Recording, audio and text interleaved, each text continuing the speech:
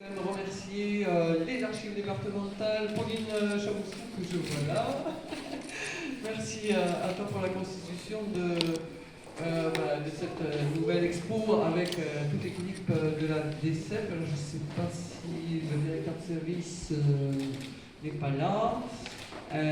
Voilà, je trouve que bon, après quelques années où on était sur un autre type d'expo, on va rentrer peut-être aussi dans quelque chose toujours d'assez ludique. Et en fait, ce sont nos enfants qui nous tirent maintenant au musée. Donc ça, c'est plutôt une bonne chose.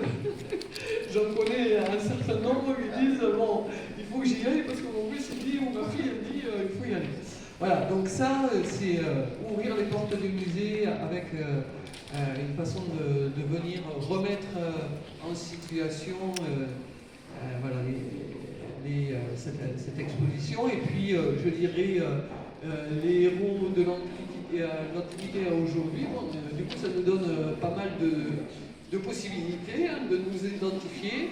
Mais je rappelle que bon, ça va aussi nous permettre de revisiter ce que c'est que le courage, l'engagement, voilà, les petites choses auxquelles nous sommes confrontés, le dépassement de soi, les choses auxquelles nous sommes confrontés tous et toutes au cours de notre vie, mais là, avec peut-être un peu plus d'emphase, voilà, et un certain nombre de personnages hauts en couleur qui ont marqué les temps.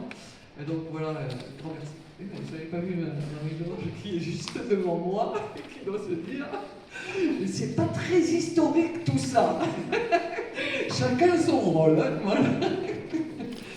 Voilà, donc bon, l'essentiel est évidemment sur cette première visite et ce temps que nous allons partager ensemble, on va découvrir ensemble, en tout cas pour nous trois, des deux côtés, les services de CESTAC qu'on remercie, avec tous ces services qui nous accueillent toujours à bras ouverts. Et puis je vais vous souhaiter une bonne inauguration et je passe la parole à Elisabeth pour la commune de Foix. Thomas enchaînera, mais je pense qu'on passera ça au directeur du CESTAC. Alors je vais parler pour tous les deux, mais voilà. Je vais parler effectivement pour tous les deux. Tout d'abord, excusez Marie de Borne, qui est retenue par ailleurs et qui m'a demandé donc de la représenter en ma qualité d'adjointe à l'économie et au tourisme. Voilà, donc on est en plein milieu là. Moi, ce jour de bonne exposition, je ne l'ai pas fait encore, donc c'était difficile un petit peu d'en parler, mais je voulais faire un petit retour en arrière par rapport à la première phase des travaux donc, qui avait eu lieu et les objectifs que vous vous étiez fixés en souhaitant effectivement augmenter le nombre de visiteurs, augmenter la durée de visite. Et notre objectif, dont on ne parle pas trop aujourd'hui, mais qui à l'époque revenait très souvent, c'était de faire revenir les Ariégeois, les Fuxéens régulièrement donc, au château par le biais de ces expositions donc, temporaires. Et donc, ces choses faites, je crois qu'on peut dire aujourd'hui, tout ce travail, c'est une belle réussite. D'ailleurs, la dernière enquête que vous avez faite, la dernière étude que vous aviez révélée montre les retombées économiques conséquentes donc, sur la ville. Moi, je voudrais dire que ça a eu le mérite, par rapport à nos commerçants et aux résidents centre-ville, de leur montrer que Foix n'était pas qu'une ville administrative, mais aussi une ville touristique.